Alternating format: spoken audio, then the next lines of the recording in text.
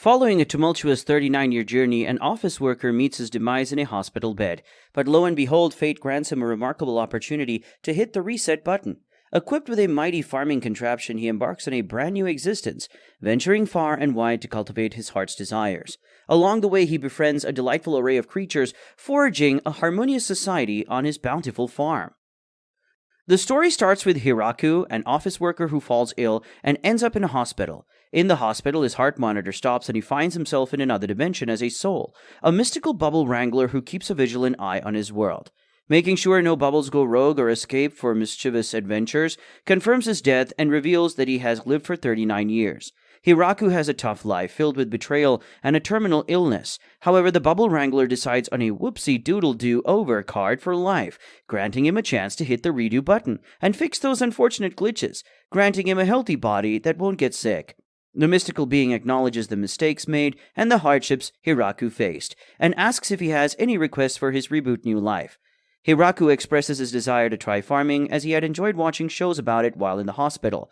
He wants a peaceful life away from people where he can farm in a secluded place. The Bubble Wrangler who can influence farming contacts another Bubble Wrangler, the one in charge of agriculture. Hiraku receives the power of a special farming tool. With the tool and a new healthy body, Hiraku begins his second life. He wakes up in a forest, excited to be able to move freely again. Feeling overwhelmed by the farming venture, he scouts the area and finds a secluded spot. Remembering the farming tool, a magical hoe appears in his hand. Hiraku discovers that the tool makes plowing easy and doesn't tire him out. He prepares the soil and realizes he needs to find food and water. While exploring the forest, he can't find edible plants or nearby streams. Concerned about dangerous animals, he searches for a safe place and finds a small clearing with a large tree at the center. Hiraku sets up his base camp there. Using his versatile tool, he digs a shovel and finds underground water. Even though he doesn't feel hungry, he uses water to solve his food problem. He summons an axe and is surprised by how effortlessly he chops down trees. He processes the wood into lumber using a hatchet. Hiraku attempts to build a hut but has to carve a hole into the tree trunk for shelter when he realizes he forgot to make fire. He also makes wooden cups and plates. The next day, he uses his cup to drink water from the well and makes a fire with his magnifying glass. He continues clearing the area for cultivation and marvels at his stamina while plowing. Suddenly, a monster-like rabbit approaches and he instinctively strikes it with his tool. He feels guilty but uses its remains as compost. Hiraku builds a fence and a ditch for protection against forest animals and completes them after several days. He successfully deals with another monster rabbit. Although uncertain about the plants growing, he hopes they aren't just decorative. He then builds a small hut, adjusting the ceiling height for comfort. Hiraku gradually adapts to his new life. One day, he encounters inferno wolves outside his homestead. Sensing their behavior, he realizes they won't attack him. One of the inferno wolves appears pregnant, and he allows her to give birth in his hut. The following morning, he checks on the newly born puppies and shares boar meat with the inferno wolves to celebrate. Surprisingly, the inferno wolves stay and become attached to the hut. As a result, Hiraku decides to build a new house. His plants have grown enough to be harvested. The inferno wolves help him hunt and protect the farm. He names them Kuro and Yuki. Over time, the farm develops. Hiraku learns more about his abilities. He can grow crops without seeds by thinking about the desired crop while plowing. This leads to germination. With more food available, he starts cooking and makes rabbit stew. Though it lacks salt and tastes plain, after the meal he plays fetch with the inferno wolves, relying on them to navigate the forest. They lead him to a water source which he connects to the farm through a canal he dug. This allows him to establish a new field for different types of plants. Winter brings colder temperatures. Hiraku tries using the fur from the giant rabbit but finds it unpleasant. He gathers firewood for warmth when a large spider approaches. The spider impresses him by creating a handkerchief with silk. It takes up residence in the giant tree and crafts a coat made of pelts for Hiraku to withstand the cold. The spider named Zabuton also provides bedding and curtains. During winter, Hiraku stays in his cabin with enough food for a quiet hibernation. As spring arrives, the puppies have grown and are exploring the forest. They return with partners and Zabuton appears with spider offspring, increasing their mouths to feed. Hiraku expands the crop field to accommodate them. Zabuton alerts him to a threat, and he investigates with his inferno wolves. In the forest, he encounters Rue, a disheveled woman. The inferno wolves growl, but Hiraku protects her. However, she bites him and reverts to her original form. The inferno wolves attack, but Hiraku stops them once again. After a conversation, he learns she was pursued and depleting her energy. He allows her to drink his blood, again out of sympathy. Rue reveals she is a vampire and a medicinal plant researcher. She ended up in the forest due to a conflict with the nobles. Hiraku is happy to have her and invites her to stay. They engage in harvesting and have fun. Rue records the vegetables in her database, mentioning her expertise in medicinal plants. Hiraku wants her to stay forever, and their late-night conversation leads them to confusion about whether they want to get married. The next day, they continue their work, and Rue considers growing medicinal plants. She uses magic to add lights to the toilet, astonishing Hiraku. Hiraku makes stew, which Rue finds subtly flavored. He mentions his lack of salt, and she shows him a well he dug, where salt sediment can be boiled and refined. Suddenly, an alarm sounds, and they rush to find another girl named Tia captured by the Inferno Wolves. Tia apologizes for attacking first, and Hiraku releases her. Rue notices that the girl is a cloudy conductor of chaos, and tries to leave, but Tia spots her. Tia is actually pursuing the vampire Rue due to a bounty. The conversation moves to a hut. Tia introduces herself, and Rue reveals Hiraku is her husband.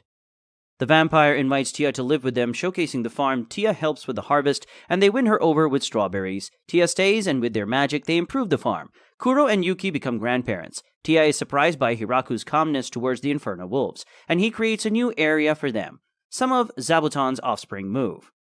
Tia leaves and returns with high elves. They seek refuge due to the war and displacement of their race. The elves offer their skills and work ethic. Rue advises welcoming them, but they built a comfortable home for themselves. They impress with their metalworking skills and make bread.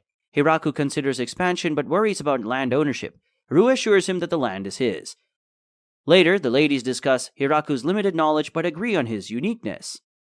Hiraku works on the farm when Zabuton interrupts him, presenting a queen bee he caught as a pet. He is cautious, fearing the bee might attack, but Zabuton assures him it's domesticated. Surprisingly, the queen bee sits calmly on his shoulder as he builds a nest near the orchard.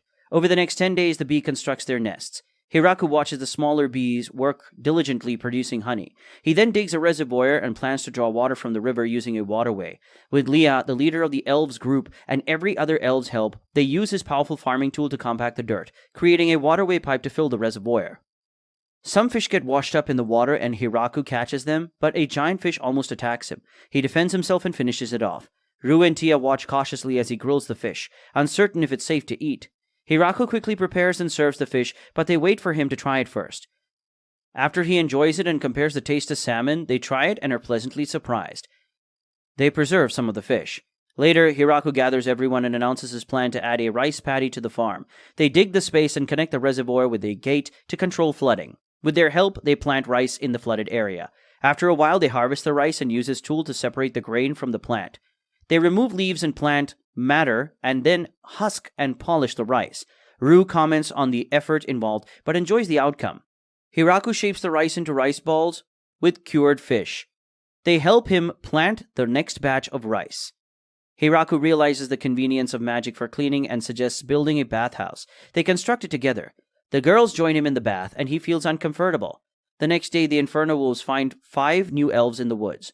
Leah asks Hiraku to let them stay, and they build accommodations and upgrade his houses too. Kuro, the observing wolf, reflects on his experiences. He realizes that Hiraku possesses a powerful tool. A few days pass, and Hiraku is amazed by the improvements the elves made to his place. They give him a tour of his new house with a high-quality master suite and plenty of sitting areas. It has both indoor and outdoor kitchens, and they add a cellar for winter storage. Leah asks Hiraku to inform them of any issues during his winter stay. To complete the house, he carves 2 Inferno Wolf statues to guard the door. Later, he decides to make curry and gathers most of the ingredients. Rue and Tia join him in the field to collect the remaining spices. They discover that Inferno Wolves dislike cilantro's smell. Hiraku starts cooking with Leah when he realizes Rue and Tia are missing. He begins preparing the food, helped by Leah. Just before it's ready, he remembers the naan bread. He considers rice but quickly makes the bread. Rue and Tia return from their experimentations to find everyone waiting. The smell makes Tia hungry. Hiraku serves the curry with naan. Initially hesitant, they love the taste and go for seconds. As winter approaches, everyone prepares for the cold. Hiraku gathers wood and gives Zabuton potatoes for her hibernation. She knits blankets in return. Rue and Tia smoke food, but the wolves scare Tia, causing her to drop some meat. They use wooden boxes as natural refrigerators for vegetables. Hiraku tries magic but fails. She discusses it with Rue, who explains the need for the study. They agree he is special. During winter, they play board games. Tia and Rue compete, and Rue cheats but is stopped by Tia's magic. While others play, Hiraku notices the intelligent Inferno Wolves joining. Rue challenges them and loses, feeling down. They play a big game, with Kuro winning and Hiraku coming last. They play bowling until spring arrives. Hiraku starts replanting when Zabuton's alarm sounds. They become alert as a large wyvern approaches.